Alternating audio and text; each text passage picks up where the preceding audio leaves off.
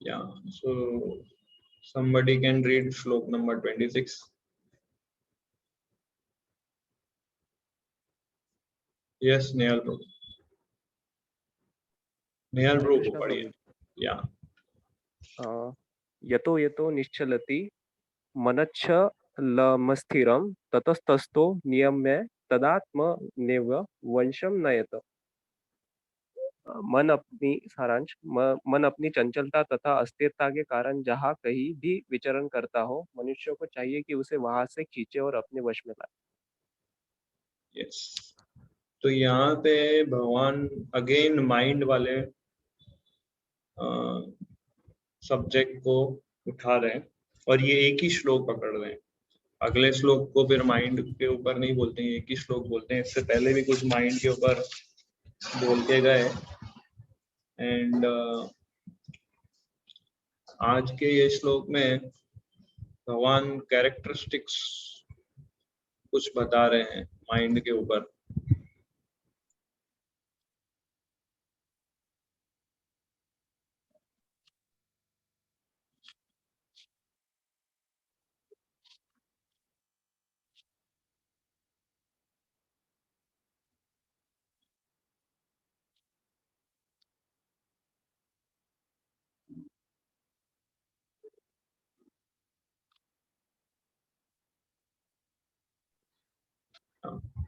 Mind के कुछ characteristics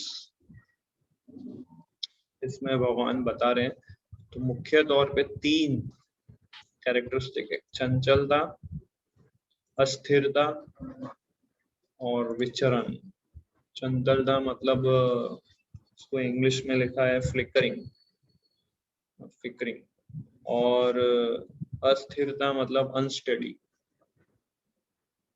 और विचरण मतलब वॉन्डरिंग. तो ये एक सेकंड.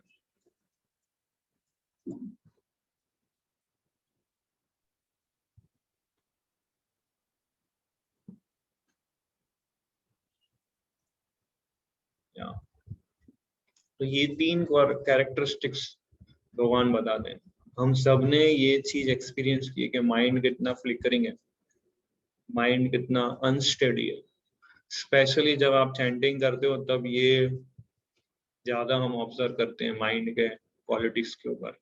और जब हम चैंटिंग नहीं करते हैं तो हमें थोड़ा थोड़ा स्टेडीनेस लगता है. पर जब जैसे ही आप चैंटिंग स्टार्ट करते हो, ऐसे ही आपको फील होने लगता है कि माइंड कितना फ्लिकरिंग है, माइंड कितना अनस्टेडी है, और कितना वॉन्डर करता है, कितने अलग अलग जगहों पे लेके जाता है. मुझे ऐसी ऐसी जगहों पर ले जाते हैं माइंड हमें चैंटिंग के दौरान या मेडिटेशन के दौरान, जहाँ हमने कभी इमेजिन नहीं किया होता है, ना कभी सोचा होता है कि ये विचार भी आएगा मेरे माइंड में.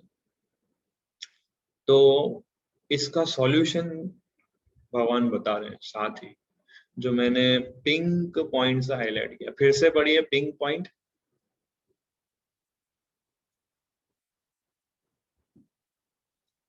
पिंक हाईलाइट जो श्लोका के अंदर है वो फिर से एक बार पढ़िए. चंचलता अस्थिरता के कारण विचरण. मनुष्य को चाहिए कि उसे वहां से खींचे और अपने वश में लाए. ये सॉल्यूशन है. देखिए, माइंड को कंट्रोल करना है आपको, तो हमें ये चिंता नहीं होनी चाहिए कि क्या क्या विचार आ रहे हैं हमारे माइंड में, या कैसे माइंड हमको डेविएट कर रहा है, या फिर मेरा ध्यान नहीं लग रहा है. इसकी चिंता नहीं करनी हमें. चिंता किसकी करनी है कि हम उसे वापस ला रहे हैं कि नहीं. यही हमारा एंडेवर है. तो जब करते समय जब हमारा मन इधर उधर भटक रहा है, उसकी चिंता नहीं करनी है. पर क्या हम वो भटकते मन को वापस खींच के ला रहे हैं? क्या हम वो भटके हुए मन को फिर से हरे कृष्ण महामंत्र सुना रहे हैं? ये एफर्ट काउंट होता है. और 100 में से कितनी बार आप माइंड को वापस लेके आए वो काउंट होता है. कितनी बार माइंड चला गया, आपके हाथ से फिसल गया, वो नहीं देखते हैं भगवान. तो ये एक होप गिविंग पॉइंट है जो मैंने कुछ टाइम पहले लेक्चर में सुना था. कि आप कितना एफर्ट डाल रहे हो माइंड को वापस लाने में, वो काउंट होता है, ना कि माइंड कितनी बार इधर उधर भटक गया वो काउंट होता है। सो इसलिए भगवान ये होप गिविंग पॉइंट भी दे रहे हैं साथ में इस श्लोक में, कि मनुष्य को चाहिए कि वो फिर से खींच के माइंड को वापस लेके आए। सो ये क्योंकि माइंड का स्वभाव है चंचल और अस्थिरता, तो उसके स्वभाव को हम चेंज अभी नहीं कर सकते हम, तो इसलिए हमें अपने एफर्ट से फिर से माइंड को वापस लाना है और फिर से फोकस में डालना है। तो ये श्लोका हमें हेल्प करता है या हमें इंस्पायर करता है कि चैंटिंग को हम इम्प्रूव कर सकते हैं। होप गिविंग श्लोका है ये मनुष्य को, क्योंकि भगवान खुद बोल रहे हैं कि जहां जहां माइंड भटकता है वहां वहां से उसको खींच के लाओ और अपने वश में करो, है ना। भगवान को भी पता है माइंड इतना चंचल है, अस्थिर है, इसलिए ये श्लोक बोल रहे हैं। भगवान भी एग्री करते हैं हमारी हेल्पलेस कंडीशन को, वो भी समझते हैं, इसलिए वो ये श्लोका बोल रहे हैं। बट सिर्फ हेल्पलेस होके बैठे रहना is not the solution. Solution ये पिंक हाईलाइट में भी भगवान बोल रहे हैं कि उसे वापस खींच के लाने और वश में करने का ट्राई करना है। फिर से चले जाए चिंता नहीं, फिर से उसको खींच के लाओ, फिर से चले जाए, फिर से खींच के लाओ, फिर से चले जाए। सो ये एंडलेस वर्क हमें करते रहना है जब तक माइंड स्टेडी नहीं होता है। ये मतलब इसके लिए बहुत डिटर्मिनेशन चाहिए, इसके लिए अच्छा एसोसिएशन चाहिए ताकि कांस्टेंट इंस्पिरेशन मिलता रहे। अगर हम अच्छे एसोसिएशन में नहीं रहेंगे फिर हमें लगेगा ये कब तक स्ट्रगल चलेगा और माइंड कब ठीक होगा, मेरा क्या होगा, ऐसे हम ऊपर आकाश में देखते रहेंगे और यही प्रश्न पूछते रहेंगे। तो एक अच्छा एसोसिएशन चाहिए, बिकॉज हम इतने कोटि कोटि कोटि जन्मों से, करोड़ों जन्मों से इंद्रिय तृप्ति करते आ रहे हैं और सडनली ये जीवन में हमें पता चला है कि इंद्रिय तृप्ति करना गलत है और भगवान को, मन को भगवान में फोकस करना है, तो सडनली नहीं हो सकता ना। तो it is a very very very big task कि करोड़ों जन्मों से जो हम करते जा रहे हैं और सडनली हम उसको ब्रेक लगा के दूसरे डायरेक्शन में ले जाएं, तो ये बहुत डिफिकल्ट है। इवन कई बार हम ऐसी सिचुएशन में होते हैं जब माइंड हमारे हाथ में नहीं होता है। फॉर एग्जांपल जब हम सो जाते हैं या हम जब अनकॉन्शियस होते हैं, तब माइंड कहाँ हमको किधर ले जाते हैं हमारे हाथ में नहीं है। तो करोड़ों जन्मों से जो हम इंद्रिय तृप्ति करते आ रहे हैं वो सारे डिजायर्स थॉट्स को लेके माइंड प्रोसेस करता है। तो इसलिए हम जितने कॉन्शियस स्टेट में हैं अभी, जागरूक अवस्था में है, तो उस अवस्था में रह के हमें प्रयास करना चाहिए जहां जहां मन भटके उसको वापस लेके आओ। और एक्चुअली ये स्ट्रगल में हमको रेलिश करना चाहिए कि माइंड भटक रहा है वापस लेके आओ, भटक रहा है उसको वापस। ये स्ट्रगल में जो रेलिश करता है वो असली योगी है, क्योंकि योगी का काम क्या है, जो भटके माइंड उसको वापस लेके आओ। इसलिए अष्टांग योगा के अंदर भगवान ये श्लोक बोल रहे हैं। क्यों? क्योंकि अष्टांग योगा में जो योगी है उसका एक वर्क, एक टास्क ये है कि उसको अपने माइंड को खींच के लाना है और एक जगह पे फोकस करना है। और ये सिर्फ चैंटिंग में नहीं, हर कार्य में आपको लगाना है, हर कार्य में आपको ये फॉर्मूला अप्लाई करना है। जो भी आप वर्क कर रहे हो या फिर कहीं फोकस करने का प्रयास कर रहे हो, तो हर जगह पे आपको ये फॉर्मूला अपनाना पड़ेगा।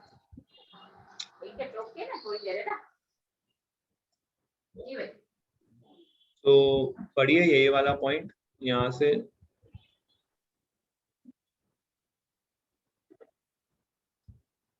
यस, ये वाला पॉइंट पढ़िए।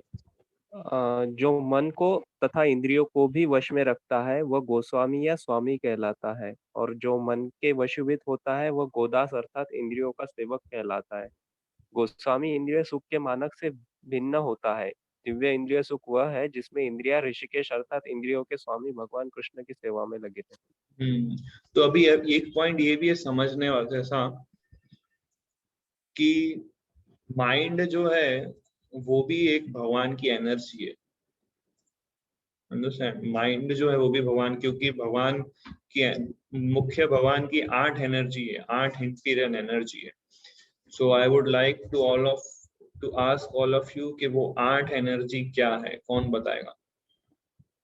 हैंड रेस करना है हमको पहले। भगवान की 8 शक्तियां हैं, इंफीरियर 8 शक्तियां, कौन कौन सी 8 शक्ति है? तो हैंड रेस कर सकते हो कि 2 लोगों ने किया है। लेट्स सी, और कोई?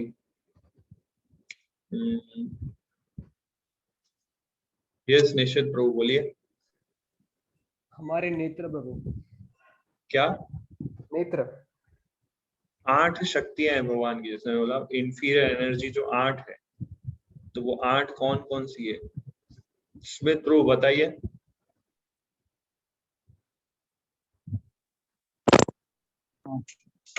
सबसे पहला internal energy, marginal energy, external energy, फिर सुपीरियर और इंफीरियर, वो आई गेस इंटरनल और एक्सटर्नल ही है। हाँ वो एक ही है, वो पर मैं ये इंफीरियर एनर्जी यानी कि एक्सटर्नल एनर्जी के विषय में पूछ रहा हूँ। उसमें क्या क्या आता है? 8 चीजें आती है।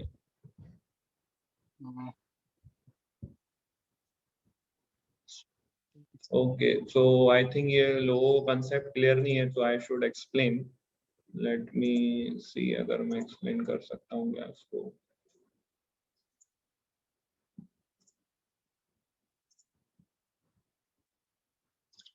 अभी व्हाइट बोर्ड से मैं ट्राई करता हूँ आपको, सो दैट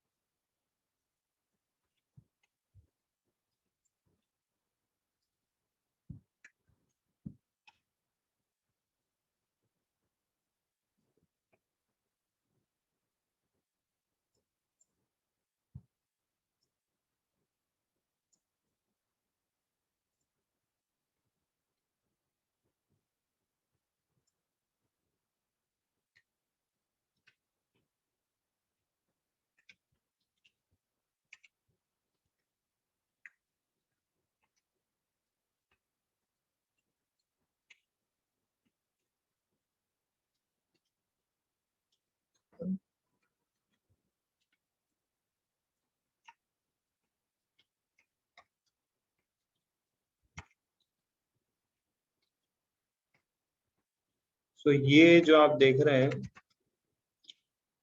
ये भगवान की एक्सटर्नल एनर्जी है।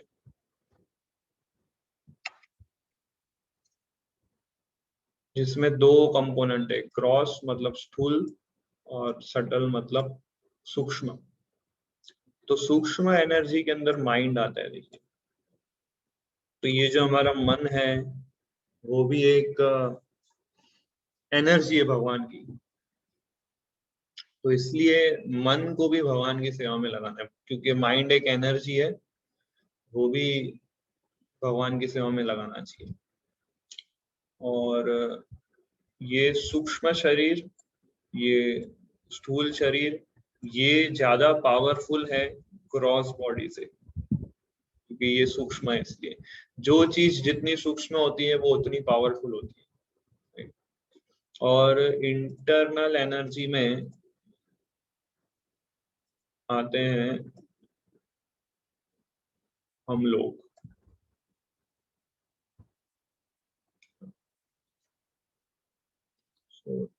जिसके 3 कैरेक्टरिस्टिक होते हैं, इंटरनल, नॉलेज, ब्लिस। ये इंटरनल एनर्जी बहुत सुपीरियर एनर्जी है। तो ये पूरा मटेरियल वर्ल्ड जो है इंफीरियर एनर्जी में आता है। ये भौतिक संसार पूरा जो है वो सब इंफीरियर एनर्जी में आता है इसके अंदर, और पूरा जो स्पिरिचुअल वर्ल्ड है वो सुपीरियर एनर्जी में आता है। और हम जो आत्मा है वो भी स्पिरिचुअल वर्ल्ड का ही पार्ट है। हम लोग अभी ये इंफीरियर एनर्जी के प्रभाव में आ गए हैं और इसलिए माइंड और इंद्रियों से संघर्ष कर रहे हैं, जो कि हमारा एक्चुअल नेचर नहीं है। हमारा एक्चुअल नेचर है कि हम भगवान के इंटरनल एनर्जी के अंडर में रहें। बट अभी हम लोग भगवान की एक्सटर्नल एनर्जी के अंडर में रह रहे हैं, प्रभाव में, इसलिए हम स्ट्रगल कर रहे हैं। और हम जो आत्मा है या तो इंटरनल एनर्जी के अंडर में रह सकते हैं या सुपीरियर या एक्सटर्नल एनर्जी के अंडर में रह सकते हैं। हमारे पास हमेशा चॉइस रहती है, इसलिए हम तटस्थ शक्ति है। हम भी एक शक्ति है, आत्मा भी एक शक्ति है भगवान की। सो एक प्रकार से देखें तो सब कुछ भगवान की शक्ति है, कुछ भी भगवान से सेपरेट नहीं है।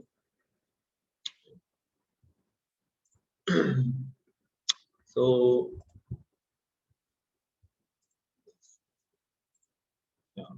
ये है। सो अगले श्लोक में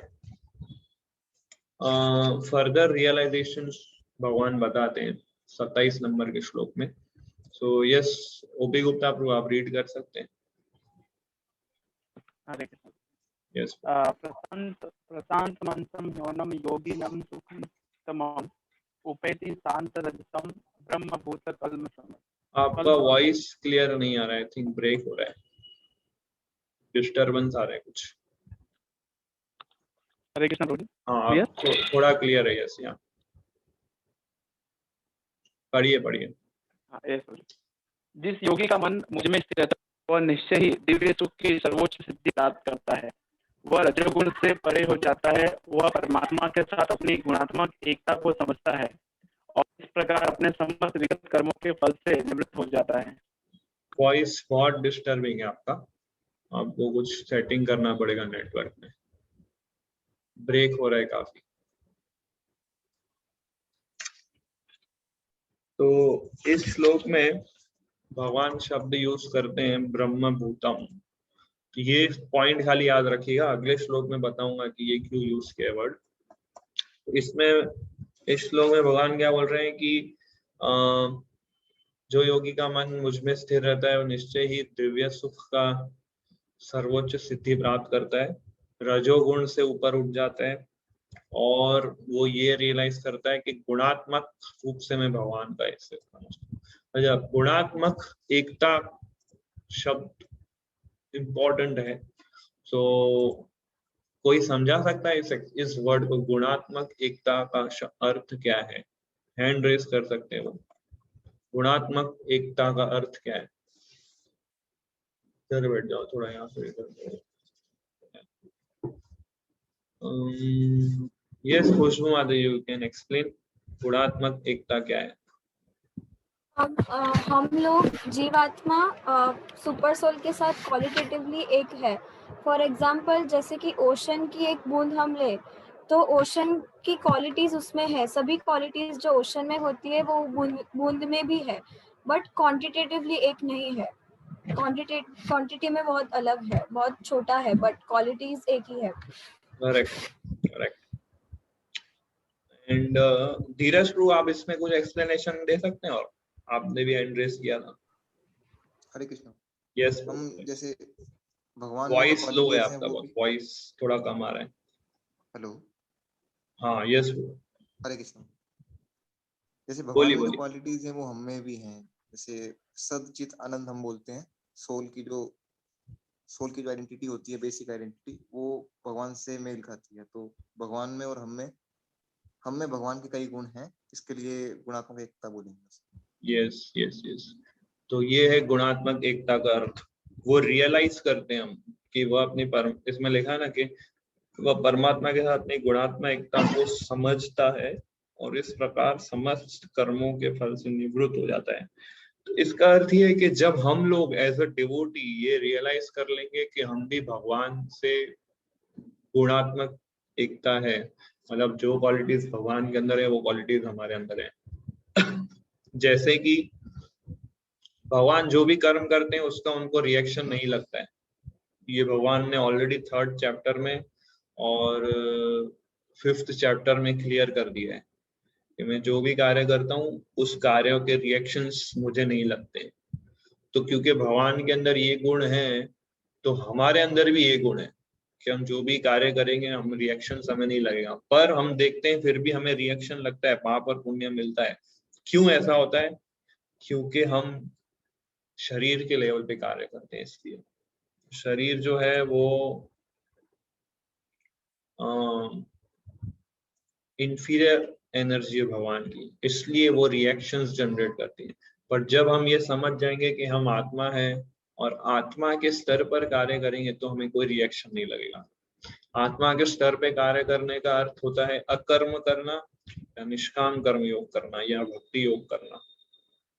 तो ये इसके तात्पर्य में एक अच्छा ये लाइन है कि भगवान की दिव्य प्रेमा भक्ति में निरंतर प्रवृत्त रहना या कृष्णा भावनामृत में रहना वस्तुतः रजोगुण तथा भौतिक कलमश से मुक्त होना है। अगर हम ऑलवेज कृष्णा कॉन्शियसनेस में रहते हैं तो हम मोड ऑफ पैशन और इग्नोरेंस से ऊपर उठ जाते हैं और मटीरियल कंटैमिनेशन से हम मुक्त हो जाते हैं। We become free from all material contamination. तो एक पॉइंट है जो मैंने बताया कि हम क्वालिटी वाइज भगवान से एक है पर क्वांटिटी वाइज भगवान से अलग है। जब हम लोग ये रियलाइज करते हैं कि क्वांटिटी वाइज भगवान से हम अलग हैं, कि भगवान महान है और हम छोटे हैं। एक मैं इसका आपको एक टेबल दिखाता हूँ डिफरेंस।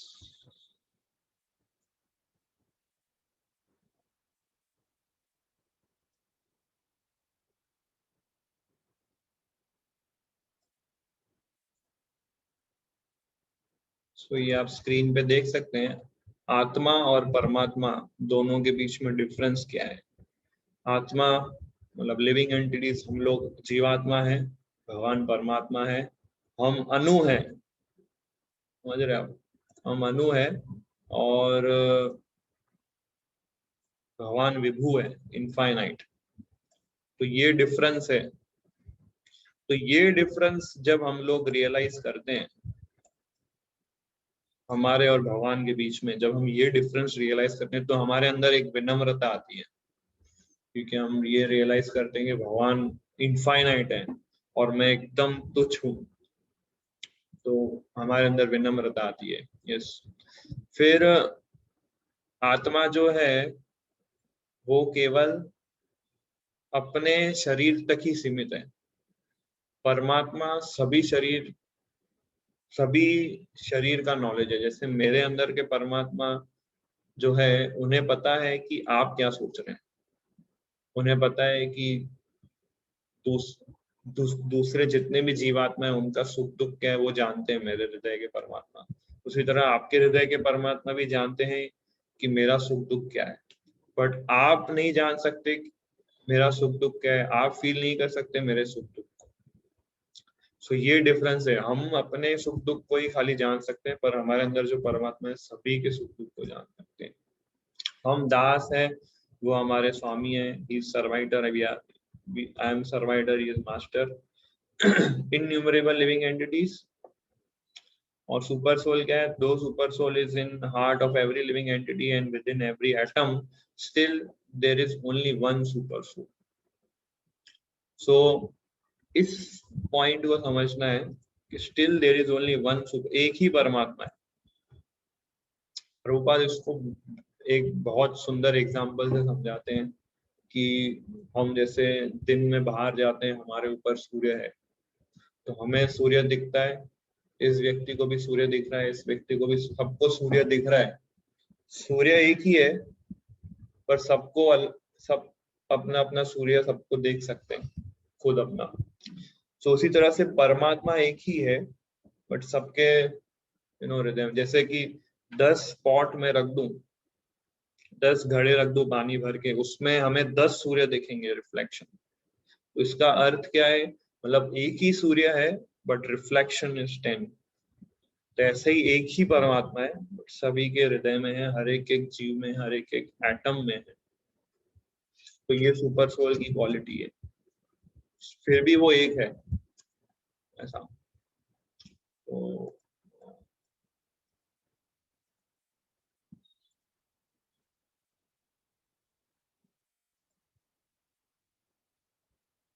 यस,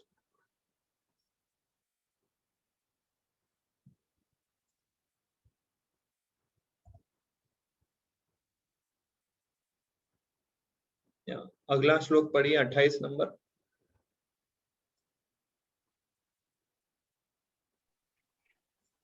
यस, विघ्ननैवं सदात्मानं योगी विगत कल्मषः सुखेन ब्रह्म स्पर्शमत्यन्तं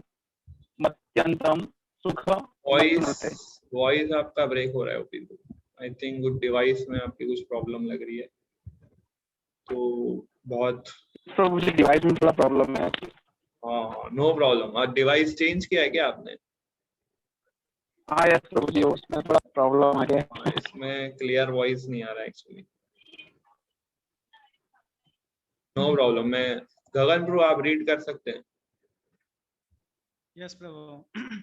युञ्जनेवं सदात्मानं योगी विगत कल्मष सुखेन ब्रह्म संस्पर्शम अत्यंतम सुखमश्नुते। इस प्रकार योग अभ्यास में निरंतर लगा रहकर आत्म संयमी योगी समस्त भौतिक कल्मष से मुक्त हो जाता है और भगवान की दिव्य प्रेमा भक्ति में परम सुख प्राप्त करता है। यस, तो अभी इसमें शब्द यूज किया है ब्रह्म संस्पर्शम, और इसके पहले श्लोक में यूज किया है ब्रह्मभूतम। तो ब्रह्मभूतम शब्द मतलब क्या, कि योगी यानी कि भक्त वो ये रियलाइज करता है कि मैं आत्मा हूँ, ये ब्रह्मभूता प्लेटफॉर्म है।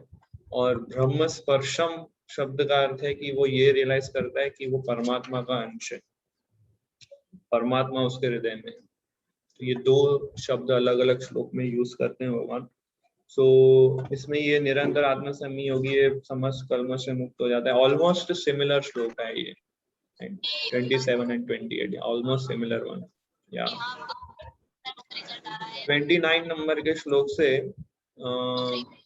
भगवान 29 से ले और 30 अगले दो श्लोकों में ये भगवान बताते हैं कि उसका विजन क्या होता है, योगी किस विजन से हर वस्तु को देखता है।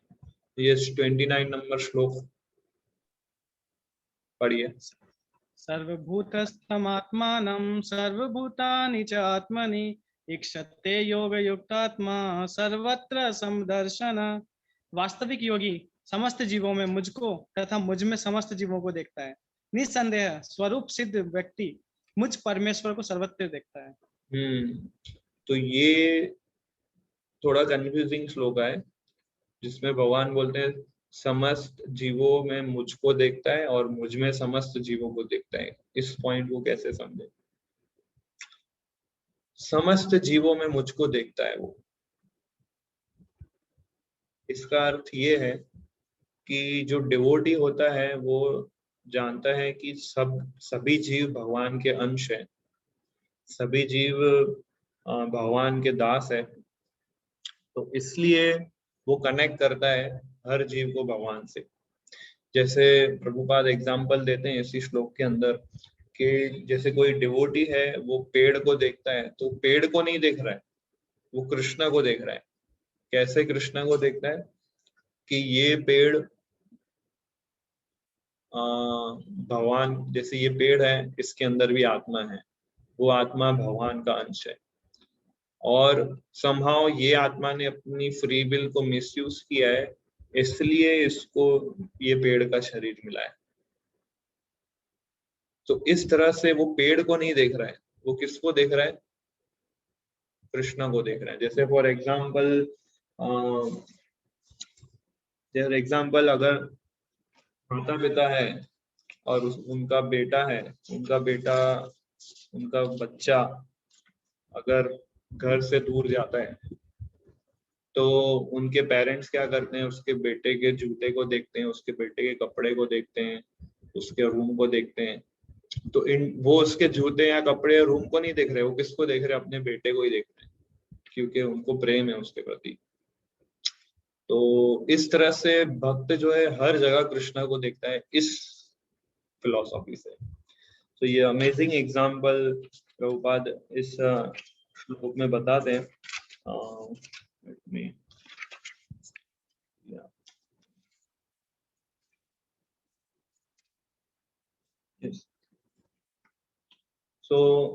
जैसे जो उनका पुत्र है, उसके कपड़े को देखते हैं, तो वो उसके कपड़े को नहीं देख रहे हैं, बट उसके बेटे को ही देख रहे हैं, क्योंकि वो कपड़े उससे कनेक्टेड है।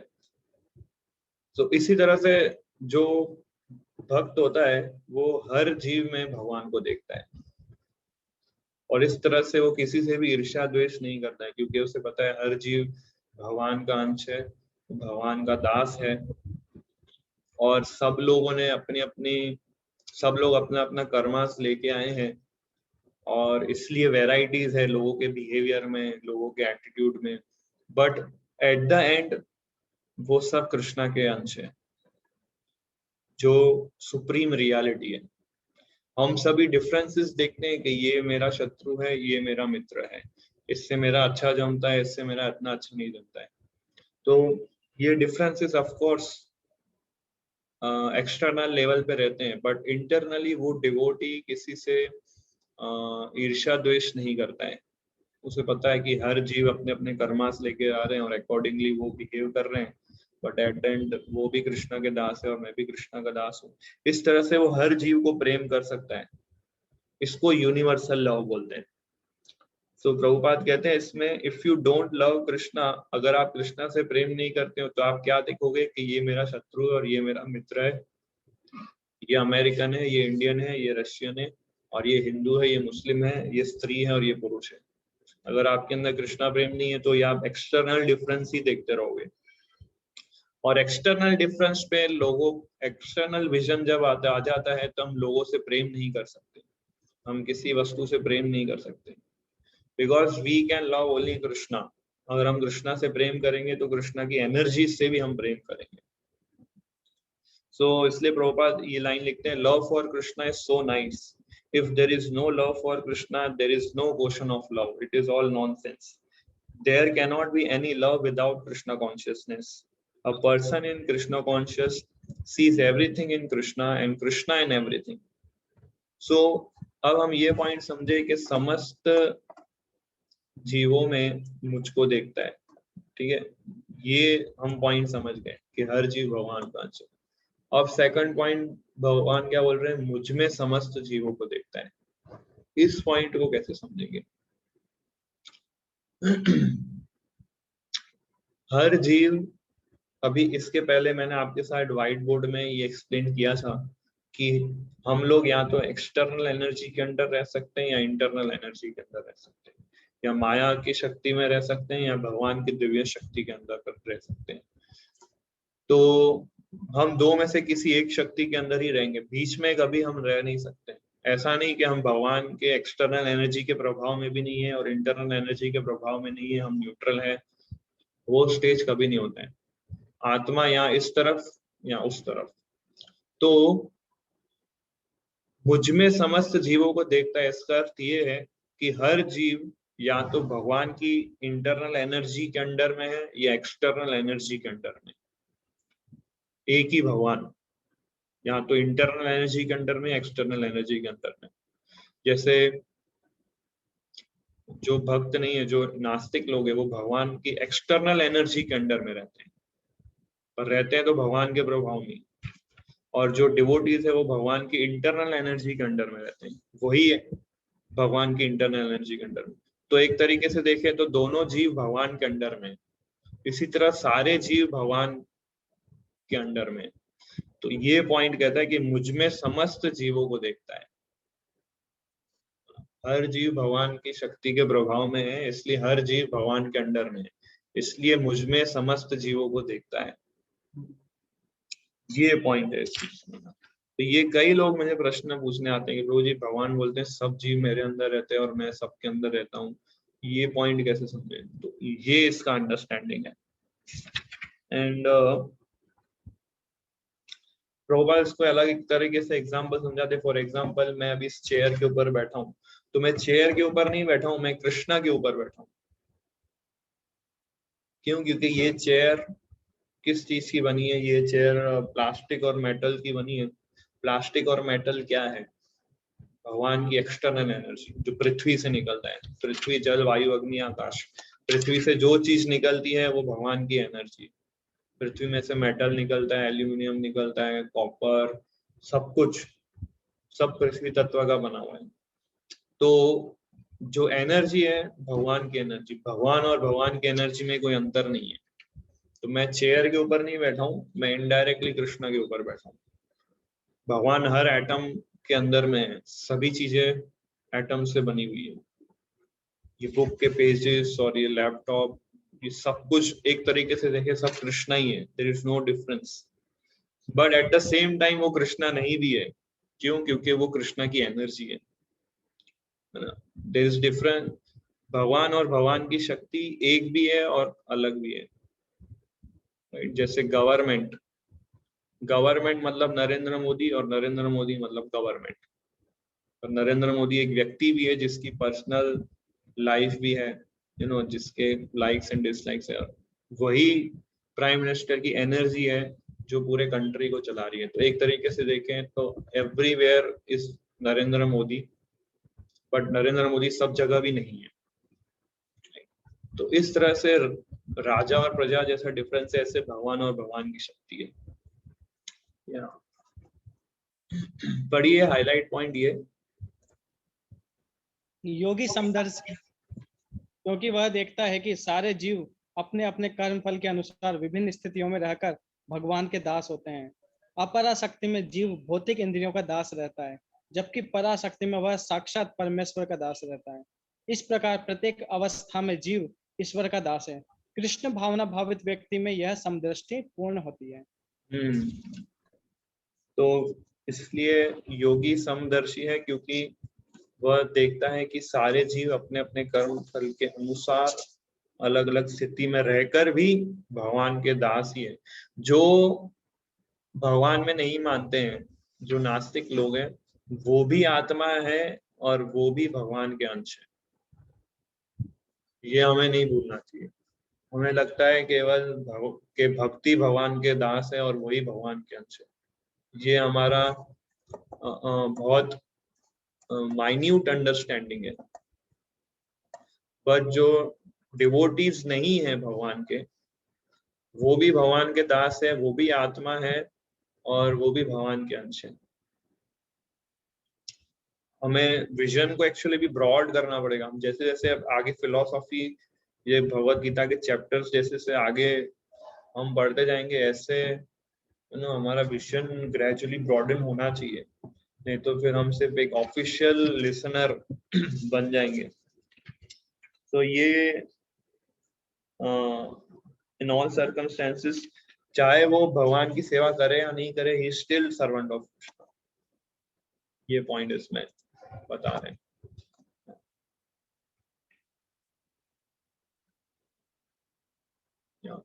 पढ़िए 30 नंबर। सो ये पहला विजन जो योगी का विजन होता है वो बताते हैं। ये 30 नंबर श्लोक पढ़िए, वही कंटिन्यू होता है इसमें।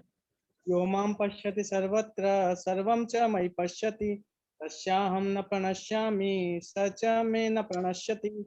जो मुझे सर्वत्र देखता है और सब कुछ मुझ में देखता है, उसके लिए न तो मैं कभी अदृश्य होता हूँ और न वह मेरे लिए अदृश्य होता है। तो भगवान कभी उसके लिए अदृश्य नहीं होते और भगवान के लिए भी वो व्यक्ति कभी अदृश्य नहीं होता है। सो ये हम समझ सकते हैं कि कृष्ण अपने डिवोटीज से कितना प्रेम करते हैं। जैसे डिवोटी भगवान से प्रेम करते हैं, ऐसे ही कृष्ण अपने डिवोटीज से प्रेम करते हैं।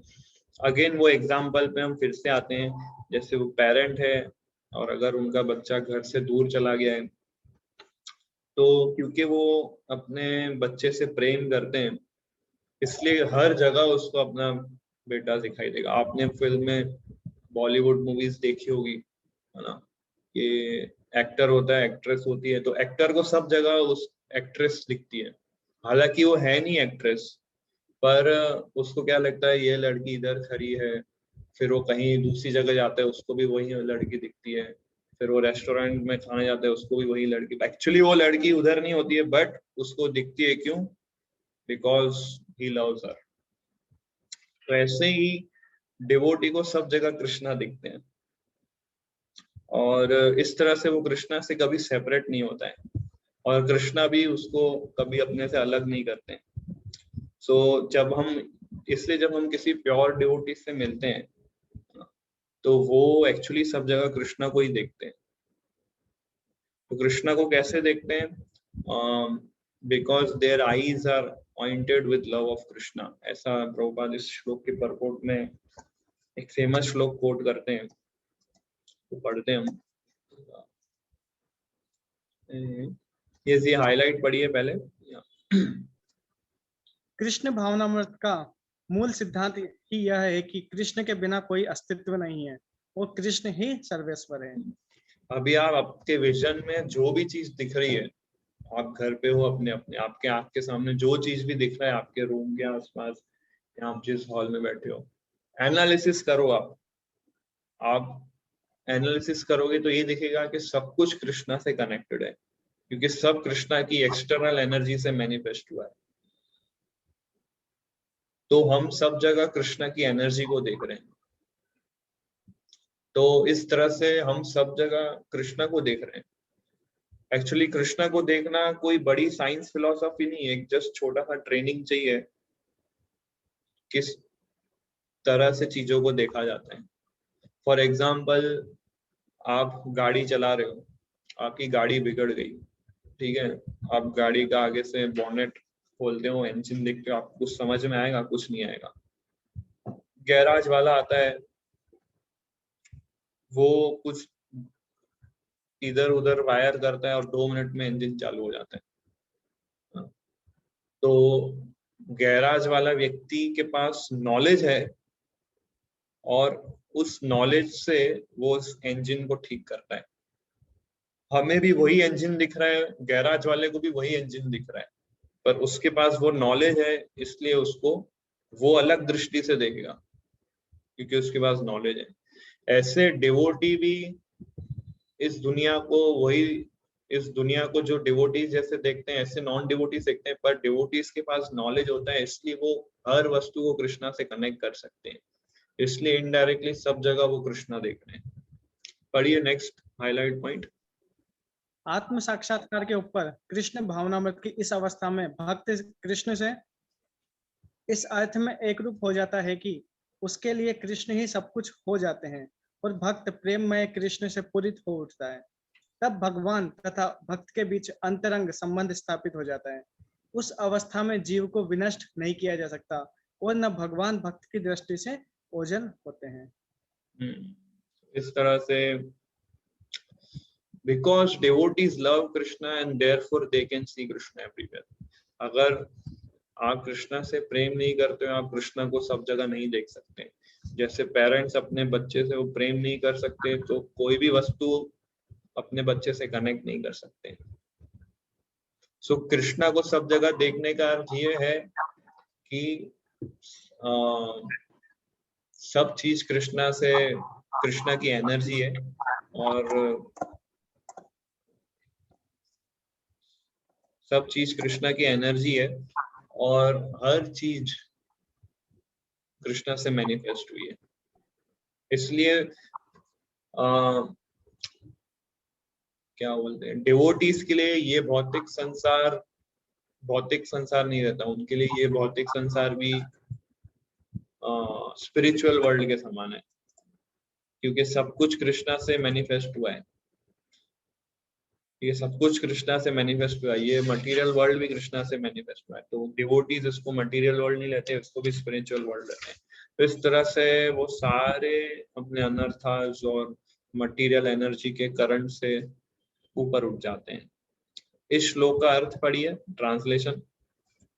मैं आदि भगवान गोविंद की पूजा करता हूँ, जिनका दर्शन भक्तगण प्रेम रूपी अंजन लगे नेत्रों से करते हैं। वे भक्त के हृदय में स्थित श्याम सुंदर रूप में देखे जाते हैं।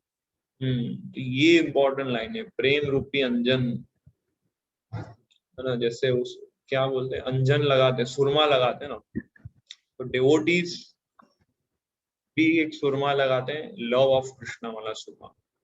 तो इसलिए they can see Krishna everywhere, because उनके हृदय में कृष्णा के प्रति एक प्रेम है, एक डेडिकेशन है। अगला हाईलाइट पढ़िए। इस अवस्था में न तो भगवान कृष्ण अपने भक्त की दृष्टि से ओझल होते हैं और न भक्त ही उनकी दृष्टि से ओझल हो पाते हैं।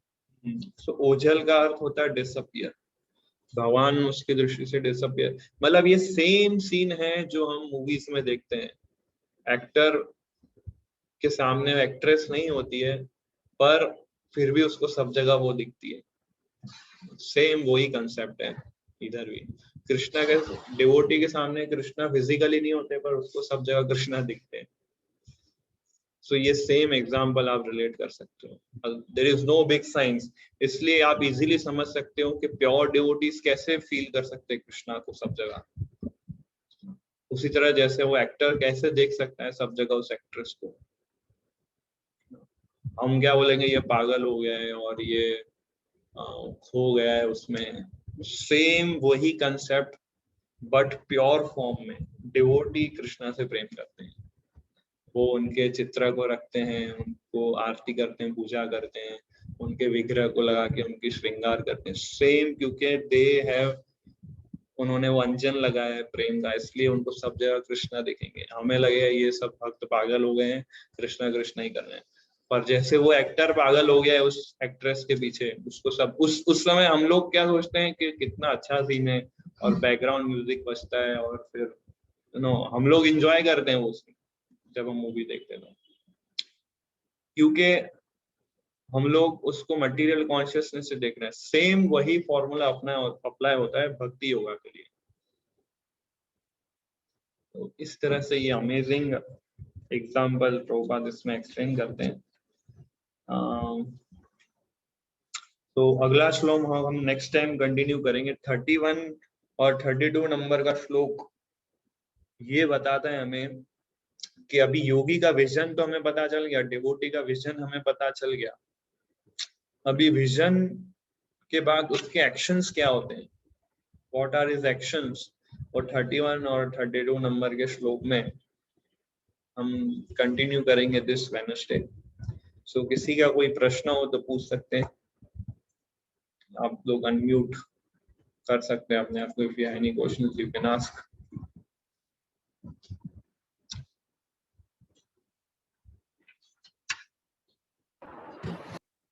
हरे कृष्णा प्रभु जी।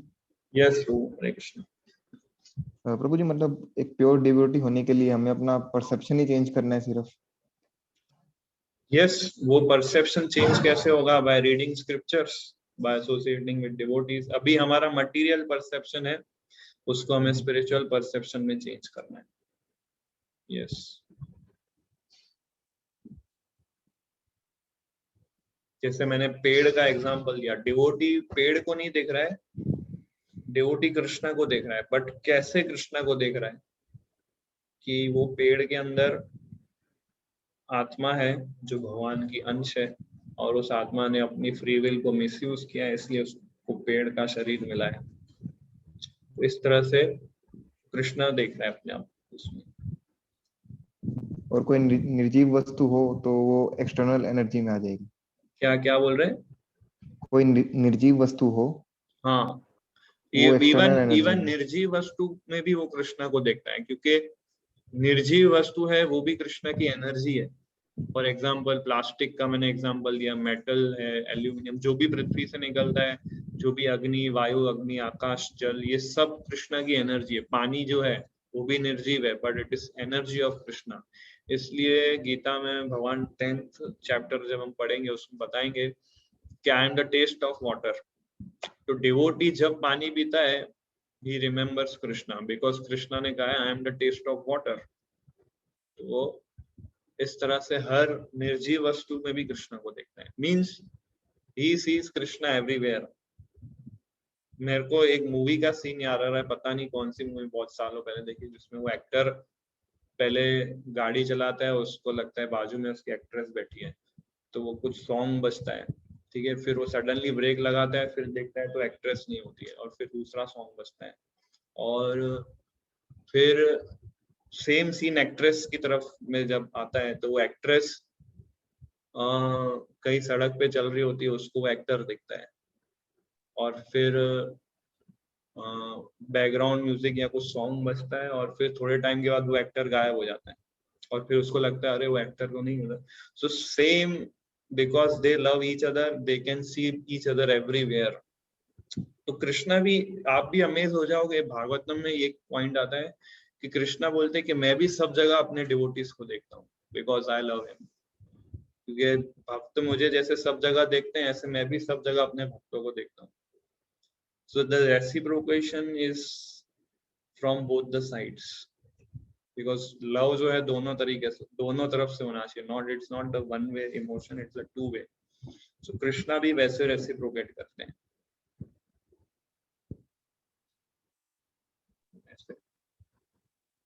जी प्रभु। और प्रश्न कोई किसी को? प्रभु जी, मुझे वॉइस आ रहा है? वॉइस आपका ब्रेक हो रहा है, या टाइप कर सकते हैं? क्वेश्चन लिख देता हूँ मैं, क्वेश्चन। हाँ, टाइप कर टाइप सकते कर हैं। देता हूँ। Yes yes. तब तक किसी और को कोई प्रश्न पूछ सकते हैं। प्रभु इसको अपन ऐसे समझ सकते हैं, जैसे कि पहले के टाइम में क्या होता था, जैसे कोई बच्चा होता था उसको पिताजी के नाम से इंट्रोड्यूस किया जाता था, जैसे आसपास के लोग उसको बोलते थे कि उसका लड़का आ गया। तो जैसे अब डिवोटी क्या देखता है कि वो परम पिता को देखता है, परम पिता कृष्ण है, तो कृष्ण के अंदर ही सब कुछ आ रहे हैं, तो वो हर जीव को कृष्ण का ही पुत्र के रूप में देखता है डिवोटी, इसलिए बोलते हैं कि कृष्ण के अंदर सब कुछ विद्यमान है। इस तरह समझ सकते हैं इसको? हाँ, ये पॉइंट को लेके भी हम समझ सकते हैं। जनरली पहले ऐसा किया जाता था, मतलब। या यस। और कोई क्वेश्चन किसी को?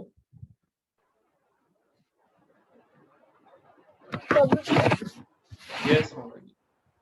आपने कहा कि जीवात्मा या तो इंटरनल एनर्जी का पार्ट हो सकता है या तो एक्सटर्नल एनर्जी का पार्ट हो सकता है, बट एक कंफ्यूजन है। मैंने प्रभुपाद जी की बुक्स में रीड किया है कि जीवात्मा is a part of marginal energy, तो ये मार्जिनल एनर्जी क्या है? हाँ, तो जैसे मैंने व्हाइट बोर्ड में एक्सप्लेन किया, कृष्णा की एनर्जी एक एक्सटर्नल एनर्जी और एक इंटरनल एनर्जी, तो एक और तीसरी एनर्जी भी है, उसको मार्जिनल एनर्जी बोलते हैं। ठीक है, वो मार्जिनल एनर्जी में हम लोग आते हैं। मार्जिनल मतलब क्या? वो मार्जिन मतलब बाउंड्री पे खड़ा है वो। अब उसको सिलेक्ट करना है कि इंटरनल एनर्जी में जाना है या एक्सटर्नल एनर्जी में जाना है। राइट, हम लोग अभी सब भगवान के एक्सटर्नल एनर्जी के इन्फ्लुएंस में आ गए हैं, और अभी हम लोग नॉलेज गेन कर रहे हैं, स्क्रिप्चर्स पढ़ रहे हैं, और धीरे धीरे अभी हम रियलाइज कर रहे हैं, तो ग्रेजुअली हम भगवान की इंटरनल एनर्जी में आएंगे। तो ये जो मार्जिनल एनर्जी वो जीवात्मा है।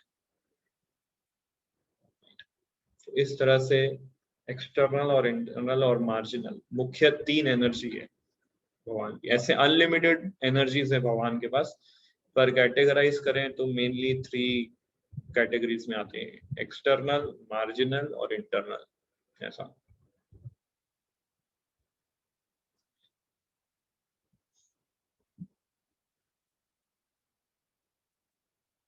तो एक क्वेश्चन पूछा है किसी ने कि आर द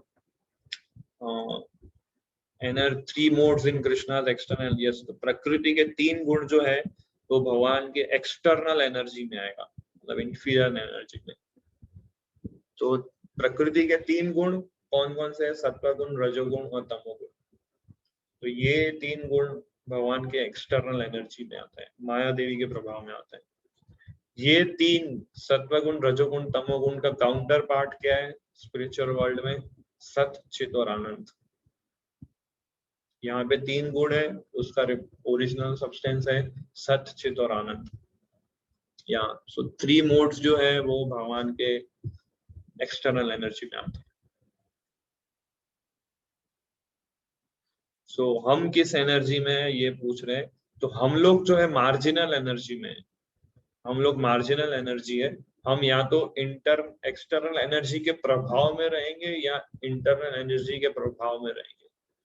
मीन्स हमारे ऊपर कोई ना कोई भगवान की एनर्जी का इन्फ्लुएंस रहेगा, एक्सटर्नल या इंटरनल। हमारे ऊपर चॉइस रहती है हम कौन सी एनर्जी को अलाउ करते हैं हमारे ऊपर इन्फ्लुएंस का। ऐसा वर्क होता है ये। एक क्वेश्चन था इसी रिलेटेड, जो पॉइंट अभी हमने डिस्कस किया मार्जिनल एनर्जी का। यस। तो इसमें मतलब ये कुछ प्रोपोर्शन में हो सकता है क्या फिर एक ही चीज हावी रहती है दोनों में से? प्रोपोर्शन में जैसे मतलब जो एक्सटर्नल एनर्जी है या फिर 40% इंटरनल एनर्जी? एक्सटर्नल और 60% इंटरनल, ऐसा नहीं, at any given point of time वो हम एट सेपरेट गिवन प्रोपोर्शन में पॉइंट हो ऑफ पॉसिबल नहीं है। नहीं, at a given point of time या तो हम इस तरफ होंगे या उस तरफ होंगे, दोनों जगह पैर हाँ नहीं वही रख मैं सकते। जानता, हाँ दोनों जगह पैर नहीं रख सकते हम यहाँ। या तो हम इंटरनल एनर्जी के प्रभाव में रहेंगे या एक्सटर्नल एनर्जी के प्रभाव। फॉर एग्जांपल हम अभी भगवत गीता रीडिंग कर रहे हैं, समझने का ट्राई कर रहे हैं, हम लोग भगवान की इंटरनल एनर्जी में। अभी आप सेशन खत्म हो जाएगा, जूम बंद कर दोगे, आप फेसबुक, व्हाट्सएप, यूट्यूब, मूवीज देखोगे तो भगवान की एक्सटर्नल एनर्जी में आ जाओगे आप। He always have a choice, this way or that way, this way or that way. Pure devotees जो होते हैं वो 24 hours at any point of time हमेशा इंटरनल एनर्जी के इन्फ्लुएंस में होते हैं। वो अपनी फ्री विल को कभी मिसयूज नहीं करते हैं। दिस इज देयर ग्लोरी, इसलिए उनको महात्मा बोला गया है, जो भगवान के हमेशा दैवीय शक्ति के प्रभाव में रहते हैं। वो कभी भी इस तरफ नहीं आते, इंटरनल एनर्जी के प्रभाव में नहीं आते। भले वो इस भौतिक संसार में हमारे जैसे ही रहते हैं, उठते पीते खाते चलते हैं, but they are always under the influence of internal energy. वो इवन सोते भी हैं तो भी इंटरनल एनर्जी के प्रभाव में होते हैं, वो खाते हैं इंटरनल एनर्जी के प्रभाव में होते हैं। बट इसलिए उनका खाना सोना हमारे खाने सोने जैसा नहीं है, we cannot compare like that. और कोई क्वेश्चंस किसी को?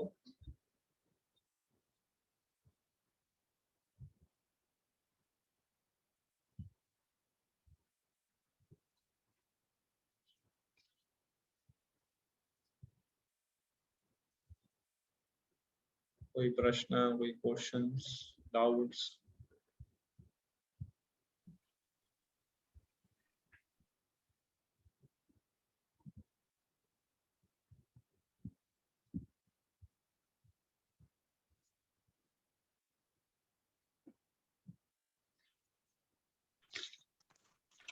प्रभु जी, यस प्रभु। इस प्रकार भगवान की एक्सटर्नल एनर्जी माया शक्ति को कृष्ण से दूर रखती है और अपनी तरफ खींचती है। क्या सही है ये पॉइंट? इसलिए कुछ समझ में नहीं आ रहा है, वॉइस क्रैक। तो मुझे टाइप करता हूँ। यस यस, तो ये आप टाइप कर रहे हैं तब तक कोई और प्रश्न पूछ सकते हैं कि पता नहीं टाइप में it can take time, but या किसी को कुछ कहना हो, कुछ any good points?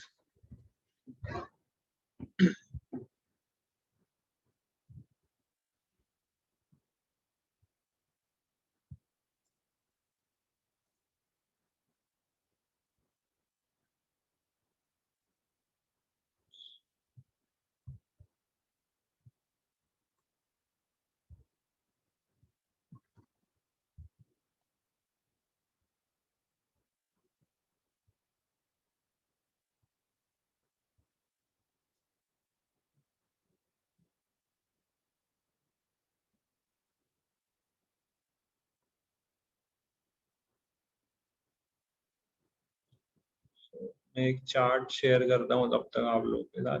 Very nice. This one. Yeah.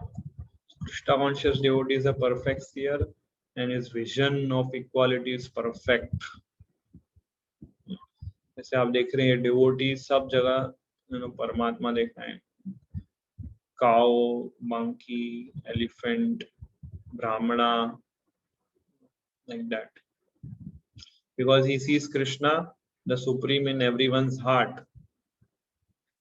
Our vision कैसा है? Sees equally because he sees all living entities in all circumstances, remains the servant of God.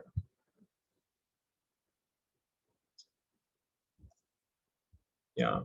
So प्रश्न ऐसा है, पूछ रहे हैं कि माया शक्ति हमें कृष्ण से दूर रखती है, तो उसी प्रकार कृष्ण की इंटरनल एनर्जी हमें क्यों नेचुरली अट्रैक्ट नहीं करती?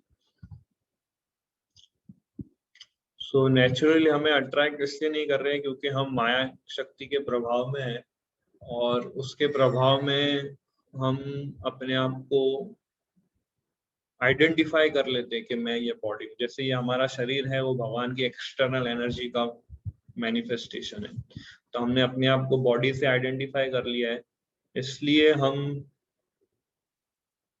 इंटर एनर्जी से अट्रैक्ट नहीं हो पाते. एक्चुअली ओरिजिनली हम आत्मा है जो हमेशा भगवान से अट्रैक्ट रहेगी. ये ओरिजिनल नॉर्मल पोजीशन है हमारी, और अभी वो अट्रैक्शन मैनिफेस्ट क्यों नहीं हो रहा है? क्योंकि हम अभी इस बॉडी से कवर अप हो गए हैं, ये एक्सटर्नल एनर्जी से कवर अप हो गए हैं. और क्यों कवर अप हुए? क्योंकि हम वॉलेंटरली इस साइड आए, है ना. तो इसलिए हम नेचुरल अट्रैक्शन अभी डेवलप नहीं कर पा रहे कृष्णा के प्रति. That requires a lot of training and education.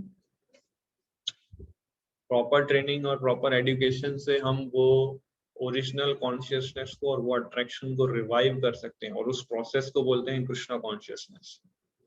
Bye properly chanting, reading, hearing, ये सब हमें करते रहना है. मतलब अल्टीमेटली सॉल्यूशन ये निकलता है कि हमें बस अपनी साधना, प्रैक्टिस, हियरिंग, रीडिंग, चैंटिंग करते रहना है और ग्रेजुअली वेट करना है हमें कि वो नेचुरल कॉन्शियसनेस रिवाइव हो और वो नेचुरल अट्रैक्शन फ्लो हो कृष्णा के प्रति, है ना. जैसे कुंती महारानी एक वंडरफुल एग्जांपल देती है, जैसे गंगा नदी का फ्लो है. गंगा नदी का फ्लो जिस डायरेक्शन में जा रहा है, चाहे कितने भी पहाड़ हो, कितने भी ऑब्स्टेकल्स उसके सामने आए, वो नदी का फ्लो कभी रुकेगा नहीं, हमेशा इस तरह से चलता रहेगा. तो कुंती महारानी ये प्रे करती है कि ऐसा अट्रैक्शन भी मेरा आपके प्रति डेवलप हो कि कुछ भी ऑब्स्टेकल्स आ जाए, एक्सटर्नल एनर्जी का कितना भी ऑब्स्टेकल हो, जिस तरह गंगा का फ्लो बहता रहता है, अपना रास्ता खुद ढूंढ लेता है, ऐसा मेरी कॉन्शियसनेस जो गंगा नदी के समान है हमेशा आपके चरणों की तरफ फ्लो होती रहे, चाहे कितने भी ऑब्स्टेकल आए. So like that we have to pray, we have to serve. Pure devotees की मर्सी चाहिए, तब वो अट्रैक्शन ग्रेजुअली डेवलप होगा.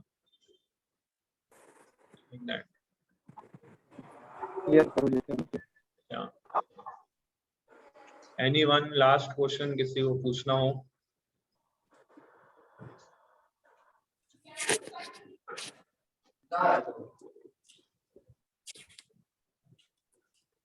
ओके, सो हम लोग इधर एंड करते हैं. Thank you very much.